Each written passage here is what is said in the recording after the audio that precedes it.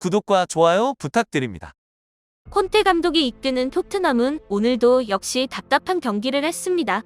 한국 시간으로 1월 24일 오전 5시 15분에 열린 풀럼과의 경기에서 1대0으로 승리했습니다. 전반 초반에는 풀럼이 토트넘의 약점을 잘 공략했습니다. 토트넘의 특징은 전방 압박에 취약하다는 것입니다. 결국 짜임새 있는 빌드업을 통해 압박을 풀어나와야 하는데 그렇지 못하기 때문입니다. 현대축구에서 강팀의 조건은 빌드업 능력입니다. 압박이 강한 현대축구의 특성상 상대의 압박을 유기적인 움직임과 패스로 풀어나가면서 전방으로 이어나가는 것이 맨시티나 아스날이 현재 하고 있는 축구입니다. 그러나 토트넘은 상대가 강팀이든 약팀이든 압박이 들어오면 전혀 맥을 못 추는 경기력을 보여줍니다. 전반 7분 상황을 보면 중앙에서 호이비에르가 볼을 잡고 오른쪽 센터백인 로메로에게 패스를 줍니다. 이 상황에서 로메로의 선택지는 두 곳 정도 있었습니다. 첫 번째는 골키퍼에게 백패스를 하기, 두 번째는 전방으로 패스하기. 결국 로메로는 전방으로 패스를 했으나 풀럼은 이미 그럴 줄 알고 있었습니다. 전방으로 나가는 패스만 차단하면 되니 얼마나 편할까요? 토트넘은 이런 상황에서 어떻게 풀어나갈지 모르는 듯 보였습니다. 반대로 최근에 성적이 좋은 나폴리의 빌드업은 어떨까요?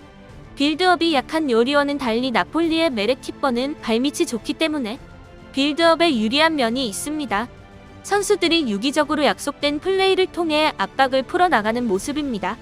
아무리 상대가 강하게 들어와도 선수들의 움직임과 간결한 패스를 통해서 전진합니다.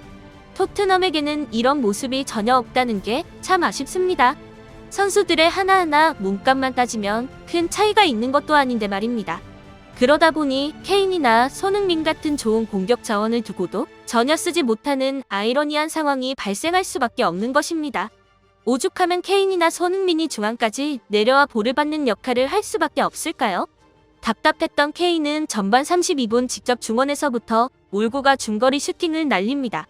오늘 케인의 첫 슈팅이었고 32분까지 그의 유일한 기회 또한 스스로 만들었습니다. 그나마 전반전 내내 지속했던 풀럼의 강한 압박은 체력적인 문제로 계속되지 못했고 전반 후반에서야 토트넘이 공격력 조금이나마 좋아졌습니다. 토트넘이 몰아치던 전반 45분 손흥민의 패스를 받아 케인이 기가 막힌 골을 성공시키며 전반을 1대0으로 마무리 지었습니다. 그나마 전반전보단 후반전의 토트넘의 플레이가 조금 살아났습니다. 하지만 체력이 빠진 풀럼을 토트넘은 제대로 공략하지 못했습니다. 전반보다 공격의 기회는 많아졌지만 패스의 정교함이 아쉬웠습니다. 쉬운 공격 전개 과정에서조차 패스미스가 나오며 토트넘 팬들의 한숨을 이끌어냈습니다. 전반 74분 어시스트를 기록한 손흥민을 히샬리송과 교체하며 토트넘은 반전을 노렸습니다. 결국 토트넘은 추가골을 넣지 못한 상황에서 1대0 마무리했습니다. 결과적으로는 값진 승점 3점을 따냈다고 볼 수 있지만 경기력은 엉망이었습니다. 케인의 개인 능력으로 인한 승리를 거뒀을 뿐 전술적인 움직임이나 활용은 하위권 팀 수준으로밖에 보이지 않았습니다. 토트넘은 훈련을 빡세게 하는 팀으로 유명한데도 불구하고 어떤 훈련을 하는 것이고 콘테는 어떤 생각으로 토트넘을 지휘하고 있을까요? 하루 빨리 콘테 감독이 경질되고 좋은 감독이 왔으면 좋겠습니다.